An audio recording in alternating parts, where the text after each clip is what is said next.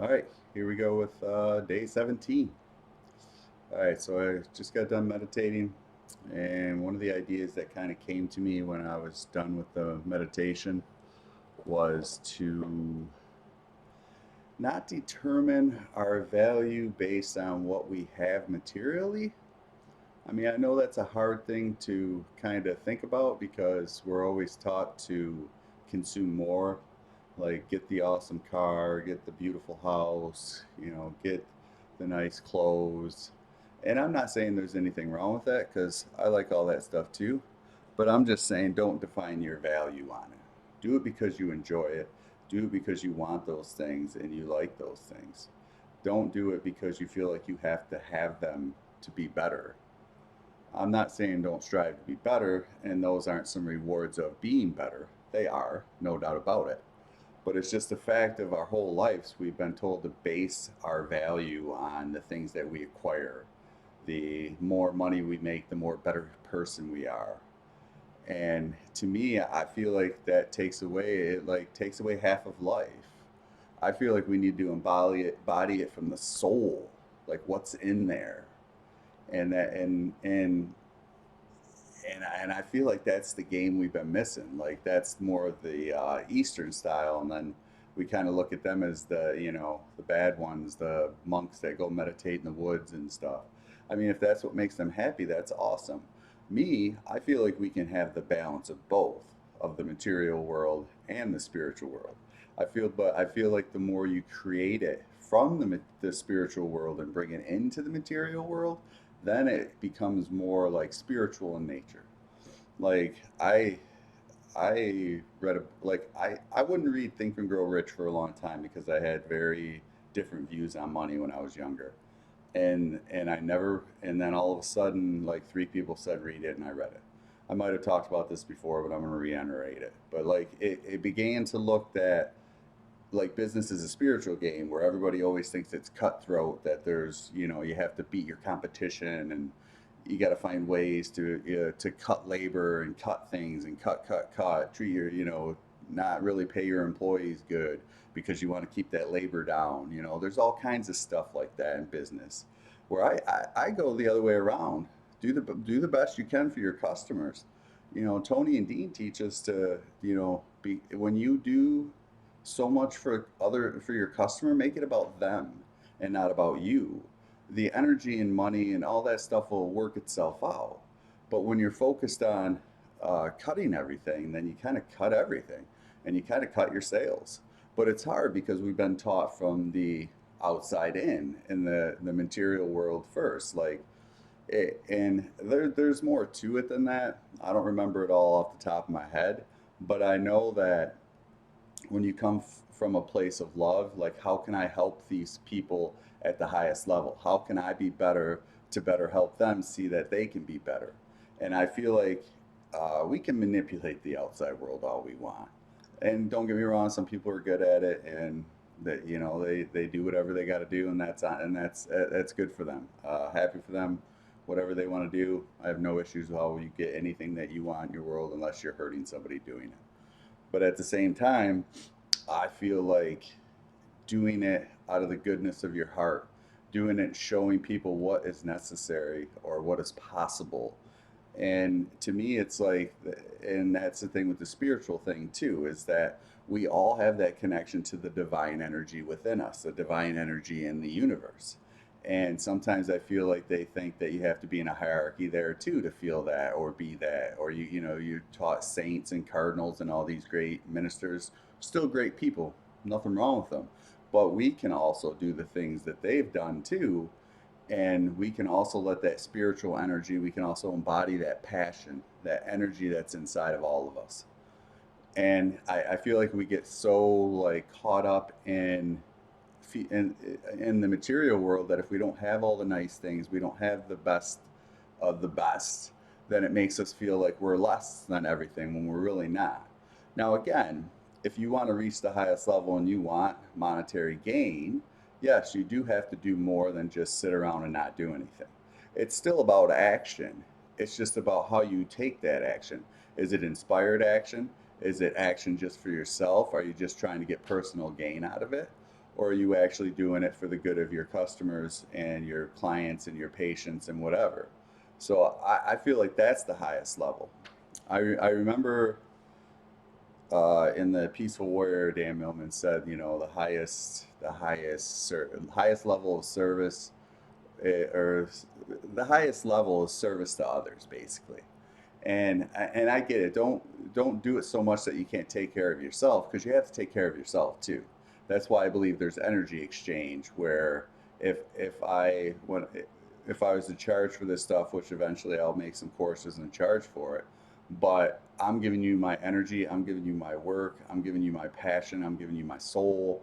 I'm trying to do the best I can so you can learn. I want to show you what I've been through so you can see that anybody can do this stuff. You just have to be willing to put an effort and put time into it. So I'm trying to show that. That's why I'm just being so transparent and authentic in this, because I want to show the process that I'm going through, that I have went through to get to where I am today, because a few years ago I wouldn't have done any of this.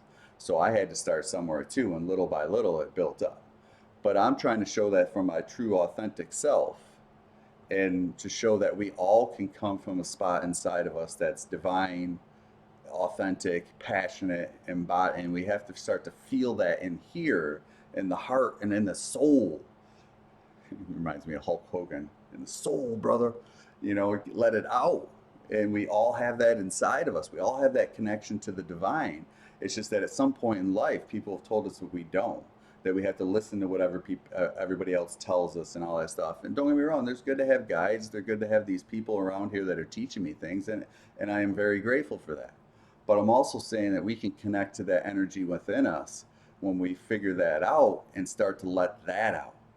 And that's what gurus and all that are for, is they teach you what they've learned already, and they try to show you the path to get to where they are. Anybody that's been somewhere that you want to be, you should just talk to them and see what they did to get there. I mean, it's not always easy, and it's not always the answers you want to hear. But to get anywhere in life, to get somewhere, you got to make sacrifices. You got to be willing to give some stuff up if you want to get where you want to be. And if you don't want to do that, that's fine too. It's all about free will and whatever it is you want to do. But I'm just saying, is like, I started studying these successful people the last few years, and I'm like, wow, I never thought it was like that, you know? And I just thought they had some lucky magical thing. And don't get me wrong, some of them do. But the thing is that by putting in the work, showing up every day and learning from their mistakes and not being afraid to fail, then you actually learn. And the more you learn, the more you put together, the more you see, then all of a sudden you get better. And then if you keep doing these things, all of a sudden God, the divine energy, whatever it is, will show you what you need to do, because then maybe that divine energy will give you that idea that will make millions of dollars or whatever it is that you want to do. But if you weren't willing to keep doing the work, keep having faith that it's coming no matter what, that it's already done, you know, faith, you gotta have faith in the work, and that the results are going to come eventually. And in the beginning, I didn't see the results. I was still scared to get on this camera and talk in front of everybody. I was scared to speak from the heart. I was scared to do all this stuff. But little by little, I kept doing the meditations, kept doing the journaling, kept going through the coaching sessions, kept listening to my coach tell me her experiences and how she had to go through these, you know, trials and tribulations, if that's what you want to call them. And that it's step by step, little by little, day by day. And I've had periods where I've went back and not done anything for weeks or months at a time, but then I'm always led back. But then when I get that momentum going, and I get in and do one thing and another, and then it all just keeps building up. But you have to start somewhere and realize that sometimes when you got to create that first momentum, it's difficult and it's hard. And, you know, every day I still get that way. I lay around sometimes, and then I finally just get that burst of energy of all right, it's time to get up and let's get this ball rolling. And then once you start kind of moving around and get that energy flowing, then everything just starts to change. And then you do the meditation and visualization, and you start to embody the way that you feel, embody the person that you want to be, embody how you would feel if it was already here. And you can feel that. Now, in the beginning, I didn't understand that. So I was like, okay, whatever. So little by little, I like I said, it came to me little by little with practice. But it seems like the more I do it, the more it builds. and the more it gets stronger inside of me. But I kind of, you got to kind of base your judgment of yourself on the inside. Like I said the other day, it's be better than the person you were yesterday. And even if you don't see that improvement every single day, keep doing the work, because then all of a sudden, I was only doing a video here and there, and then all of a sudden I had a good talk with my coach, and hour and a half talk with her, and then she challenged me to do this challenge. And then here I am 17 days in, and I'm way more comfortable than I was the first day. I wasn't as uncomfortable as I was when I first started doing these things, 6 months or about a year ago, almost a year ago. And I wasn't as consistent as I am now.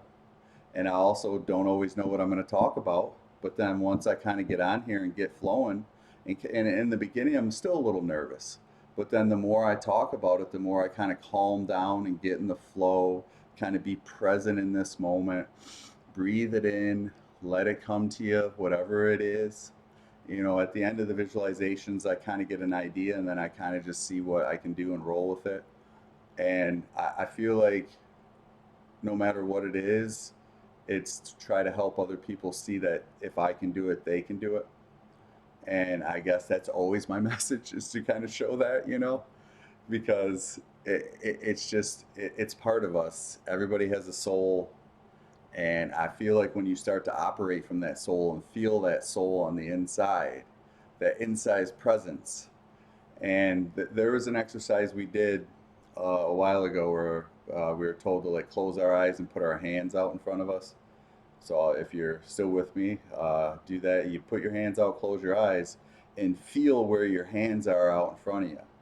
And then when you start to feel that with your eyes closed, you can start to feel tingling in your fingers. That's the energy. That's the soul. That's the energy body that beats our heart, keeps everything going. It's like the intelligence that tells our cells what to do. And our brain is just the main thing, but the cells, all the cells in our body are alive, and they all have a function. And that energy within us, that tingling, that energy, that soul, it kind of like operates the whole body. It operates the whole thing. Now, again, the mind is the main computer, but is it? Maybe even the heart's the main computer, what I've been hearing lately. And sometimes I feel like it is. When I focus on the heart, I feel like it knows what to say, what to do, and where I'm going. But we get too much in our mind sometimes, and that's why they say follow your heart. It just doesn't mean, find the person you love. I mean, follow your passion, all that stuff.